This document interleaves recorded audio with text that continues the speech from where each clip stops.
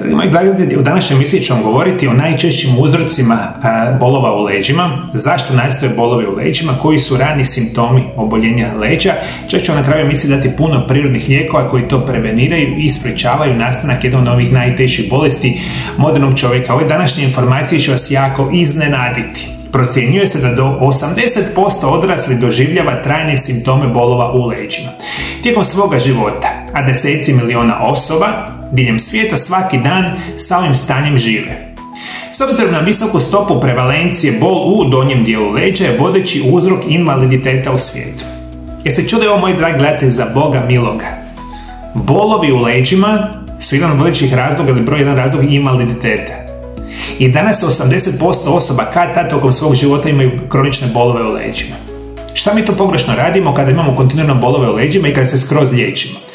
Kvaka vam je u svemu tome, moji dragi gledatelji, da se svake godine gomilaju stotine milijardi eura, dolara diljem svijeta samo na osobama koji imaju bolesna leđa. I onda malo vodite računa kako vi liječite bolesna leđa, pa nikada niste zdrava osoba. Ono što možemo reći, oko polovice svih radnika prijavljuje povremene probleme sa leđima svake godine, što dovodi do toga da izuzetno veliki broj osoba, specijalno sa teškim fizičkim naporima, ima bolesna leđa. I to su studije najnovije, 50% osoba sa teškim fizičkim poslovima imaju bolesna leđa i idete sa bolesnim leđima raditi. I ta bolesna leđa ne moraju trajati 365 dana u godini, oni se mogu javiti u intervalima svako malo, ali situacija s vremenom najčešće bude sve gora i gora. Kako bol u donjem dijelu leđa utječe na ljude? Bol može varirati od blage do jake, ovisno o uzroku, trajanju neliječenog stanja i cjelokupnom zdravlju osobe.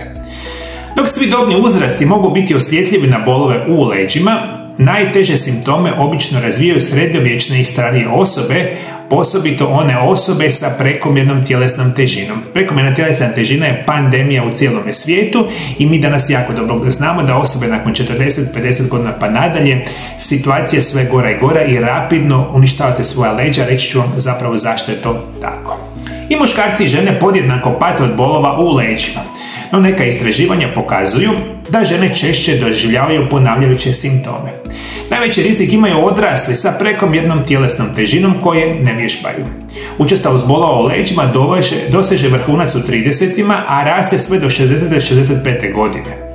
Bol u donjem dijelu leđa jedan je od glavnih uzroka propuštenih radnih dana i posjeta liječniku, dok 8,2% osoba kontinuirano pati od teških kroničnih poteškoća. Čak 8,2% osoba imaju teške kronične bolesti leđa i to je sasvim normalno, jasno u modernom načinu života. Simptomi bolova u donjem dijelu leđa možemo reći da se bol u leđima može manifestirati na različite načine, ovisno o uzroku i intenzitetu. A uobičajeni simptomi uključuju osjetljivost i bol koja se širi iz donjeg dijela leđa prema bedrima i može biti izraženija pri hodanju, vježbanju ili stajanju. Daleko najučestaliji problemi kad gledamo cijela leđa bit će bolovi u donjem dijelu leđa, odnosno bolesti donjeg dijela leđa. Otprilike 70 do 80% osoba ima bolesti u donjem dijelu leđa, pa onda ostatak će biti ili vrat ili torakalni dio kralježnice. Kad imate bolest u donjem dijelu leđa, najčešće imate nešto što se naziva išias ili išialgija, koja je pritisak na upravo taj korijen živca u donjem dijelu leđa. On izlazi iz 5 razina donjeg dijela leđa, u lumbalnim kralješcima, i kada god imate nešto što se naziva hernijacija, artrotske promjene u leđima, oni pritišću te živce i onda imate bolove, otekline, trnjenje, žarenje, peckanje koje putuje u koljena, kukove i spuštaju se skroz dole prema stopalima. Što je simptomi se spuštaju od donjeg dijela leđa više niz noge i imate trnjenje, žarenje, bol u stopalu, znači da je situacija kritična. Isto tako možemo reći, javljat će se ukočenost i smanjen raspon pokreta, što može otežati savijanje, penjanje i podizanje predmeta. Jutarnja ukočenost i nelagoda pri buđenju su česti simptomi. Teškoće pri dugotrajnom stajanju ili pogoršavanje boli pri tome. Nelagoda kod sjedenja, osobito u području trtice. Slabost mišića i osjećaj težine u donjem dijelu leđa i bedrima. Oštri bolovi, se mogu isto tako dogoditi u nekim osobama kad imaju nekakvu težu ozljedu pa imate na katastrofalne simptome odmah. Ali u najvećem broju slučajeva, moji dragi gledatelji, vaša bolesna leđa će se manifestirati dugog niza mjeseci i godina. I opet sve krećemo sa izuzetno lošim načinom života, lošim liječenjem i dolazimo do teških faza oštećenja. Ovisno koji dio leđa je oštećen, tamo ćete imati simptome. Kad imate problema sa vratnim dijelom kralježnice, imat ćete bolove, trnjenje, ukočenost i slično koje će putovati u ruke, niz ruku i zadržavati u prstima šake. Tu će biti problemi sa vratnim dijelom kralježnice. Problemi sa prsnim dijelom leđa će vam stezati bolove, upale, trnjenje, žarenje prema prsnom košu. Dakle, imate problema sa torakalnim dijelom, to je središnji dio leđa, imat ćete probleme između lopatica i prema prsištu, a kao što sam napomenuo, kad imate problema sa donjim dijelom leđa, kukovi, nadkoljenica, podkoljenica, stopalo, trnjenje, žarenje, bolovi, otekline, ukočenost, to su sve simptomi problema sa leđima. Najčešće problemi će biti radi artrotskih promjena i radi pritiska na upale živca. I to najveći broj osoba potpuno pogrešno liječi, jer se to nikada ne liječi niti tabletama, niti anekcijama, niti kiropraktikama, niti natezanjima, niti, operacijama. To morate rješavati ako mislite riješiti trajno i sigurno zdravim načinom života i prirodnim lijekovima. Ja vam bojim nekoliko savjeta. Najpoznatiji dodaci prehrani sa protuupalnim i analgetskim svojstvima će biti riblje ulja. Uzimajte 2000 mg dnevno. Bogata omega-3 masnim kiselinama koje imaju snažna protuupalna svojstva pomažu u smanjenju kronične upale povezane sa bolovima u zglobovima i mišićima. Pa druga pretpostavka će biti da uzimate kurkumu 1000 mg dnevno. Kurkuma sadrži kurkumin koji je snažni protuupalni spoj. Ima učinke protiv starenja i smanjuje bol povezanu sa upalom. Kurkumin se bolje apsorbira kada ga konzumirate sa crnim paprom ili piperinom, jer povećava njegovu bioraspoloživost. Uzimajte proteolitičke enzime, 500 mg 3 puta dnevno. A tu mislim nešto što se naziva bromelain i nešto što se naziva papain. Imate kupiti dodatak prehrane koji se naziva bromelain i papain. Imaju mnoge zdravstvene blagodati, a jedni od onih blagodati će biti pomoć artrotskim promjenama, bolovima u leđima. Ekstrakti od ananasa i papaje. Znanstveno dokazani savršeni prirodni lijekovi. Možete koristiti nešto što se naziva MSM, MSM ili metilsulfoni metal. To je poseban sumporni spoj koji je ključan za zdravlje vaših leđa. Onda imate nešto što se naziva glukozamin sa hondroitinom. Isto krasan prirodni lijek koji može pomoći kod bolesnih leđa. Isto tako redovito koristite magnezij zajedno sa kalcijem i to najčešće uzimate od 500 do 1000 mg dnevno i jedan mineral koji se naziva bor ili na engleskoj verziji boron je stravično bitan za zdravlje vaših leđa. Ono što vam želim reći na kraju, moji dragi gledatelji, postoji stotine prirodnih lijekova koje ja sigurno znam jer na taj način liječim moje pacijente, koji liječi uzrok vaših problema. Liječi artrozu, liječi bolesne upaljene živce bez nuspojava. Liječenje tabletama, injekcijama, operacijama su situacije kada vama značajno se može pogoršati situacija, jer uzimate sa lijekovima nuspojave. To su takozvani lijekovi i vi dobite 100 nuspojava. Nuspojave mogu biti nesanica, pretilost, bolesti jetre, bolesti bubrega, bolesti srca, 300 drugih problema. Sve nuspojave moguće imate napisano onim lijekovima kojim pijete. Samo što to nitko ne čita jer mislite da vi trebate biti bolesni cijeli život. Nevjerojatno. Svi želimo biti bolesni, svi pijemo lijekove 10-20 godina, katastrofalno se osjećamo, ali mi mislimo da je to normalno stanje, biti skroz bolestan i piti 10 lijekova dnevno. A ja ću vam reći, moji dragi gledatelji, zdrava osoba ne pije lijekove, nema bolove, nema upale, teškoće i slično. Poanta je, nažalost, danas, jer smo mi se počeli miriti s time da smo skroz bolesni. I skroz pijemo lijekove, tako moji dragi gledatelji, super situacija. Ono što hoću reći, uzimajte ove prirodne lijekove i još ću vam samo reći jednu informaciju za kraj. Morate znati da vas svi varaju, apsolutno svi na svakom koraku, specijalno se nenormalne novci zarađuju na vašim bolestima. To svi koji imaju veze sa liječenjem bolesti i da nikada niste zdravi, dakle zarađuju od vas. Svih mogućih industrija i ostalih stvari što sam puno puta pričao, međutim puno puta sam napomenuo, a vi opet nasjedate na jednu te istu stvar. Svi takozvani prirodni lijekovi nisu isti prirodni lijekovi.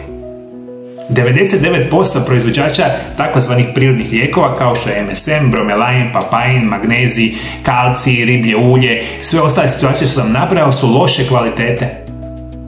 Hvala Bogu, na našoj planeti Zemlji postoje kompanije koje proizvode vrhunske dodatke prehrani, a vrhunski znači 100% organski prirodan proizvod koji je onda u najčišćoj prirodnoj formi. Oni najčešće stavljaju opet u takozvane prirodne lijekove hrpa tih katastrofa koja im ništa ne pomaže. Onda vama podmeću putem reklama u dućanima, u ljekarnama, gdje god se nađete, vi kupite glukozamin i hondroitin. I onda ništa ne mijenjate u životu, pijete loš prirodni lijek i onda kažete meni to ništa ne pomaže. Pa je sasvim jasno da vam ne pomaže.